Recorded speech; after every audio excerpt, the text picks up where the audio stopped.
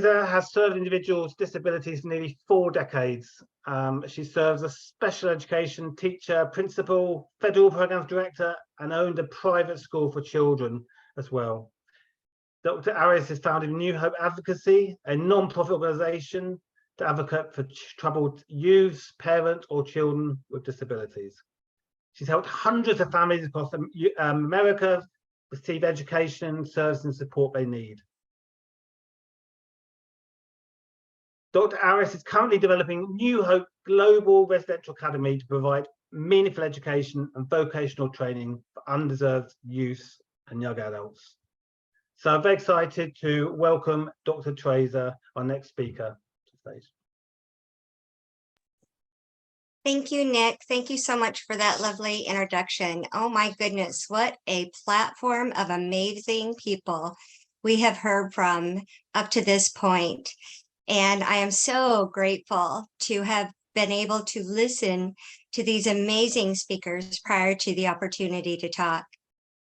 What I heard, Yunisa, his story of his son just going on a date with his friend, and yet the actions of a youth that thought it was more important to be in power than respect the dignity and the life of his peers.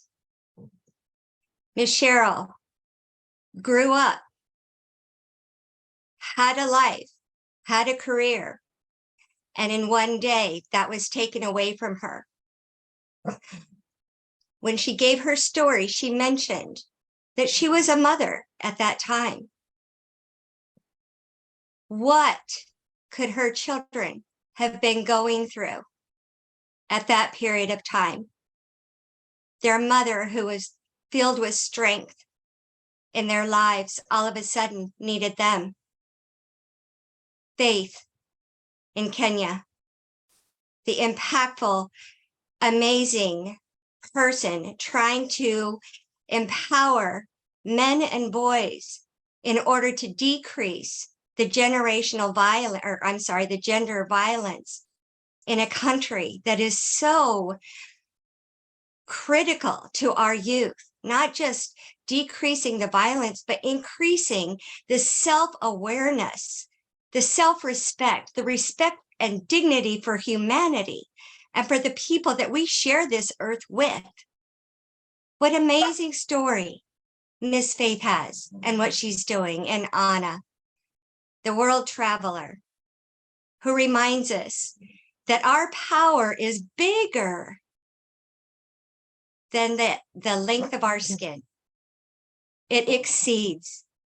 If only the youth could know that, could believe that, and use that information to empower and inspire others. And Nick, oh my goodness, what a story. And I'm sorry for my dog in the background. I really apologize. Give me a thumbs up if it's really bad. I'm trying to shut her up. Nick, the story of your son.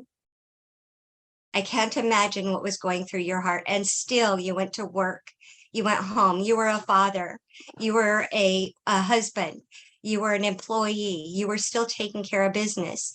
And when a child goes without oxygen, as we all know, there is a tendency or a potential of some brain injury, which leads to a disability. And I have no doubt that you continue to bring that child, your son, a level of hope, a level of life, and a level of understanding. I'm going to switch gears. You guys are amazing, but all of your stories goes directly into what I'm here to speak today. And that is about bringing hope to our future generation of youth. I want to talk specifically about the area of schools, education. Imagine all of these children in an educational environment that says, sit down, be quiet, don't talk, do what you're told, do the work, turn it in the next day, and come back tomorrow and do it again. And in return, you will get a diploma. And with that diploma, we don't know what you're going to do. Don't really care. We might help you if you want to go to college. We might help you figure out some scholarships and whatnot to get there. You guys, every child in this world deserves a meaningful education. Meaningful education. I think on that we can all agree. The definition of meaningful, however, differs. It changes in time, it changes through cultures, it changes through the society, through what's happening in America, and sadly, it changes based on financial availability. In America, public education was founded, public education, where a child has a right to an education, was founded in 1839. At that time, in 1839, they were just given an education for reading, writing, and math. By 1918, however, meaningful education was determined to be the transformation of children into literate, moral, and productive citizens through reading, writing, and math. That was in 1918. Through the course of several years, that changed off and on. In 1942, my mother was born. In 1952, she contracted polio.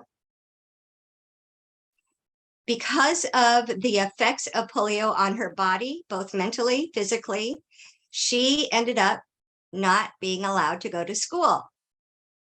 That disability interfered with her ability to get a meaningful education. Because her parents her father was in the military, so they could afford to send her to a Catholic school. She went to an all-girls Catholic school and was able to get an education in that regard in 1952, but not in a public school. It took nearly an entire century, all the way up until 1965, before the public education started looking at the rights of the low-income families, of the effects of racial discrimination, and the effects of discrimination based on disability. 1965. That act in 1965 was to allow these children with disabilities as well to become interposed with the government, with a public education, to make it important to look at what their needs were. So in 1975, so there was an act that was started, and it was called the Elementary and Secondary Education Act was developed.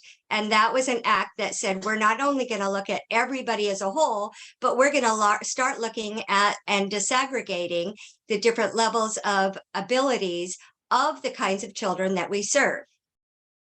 It started, supposed to affect all children. It didn't exactly do that. So there was a lot of litigation, a lot of court hearings. Finally, in 1975, Education for All Handicapped Children came into the picture. And that stated that children with disabilities have a right to be educated with their peers. So there's another act that says we have a right to educate our peers, or to be educated with our peers, and it needs to be meaningful.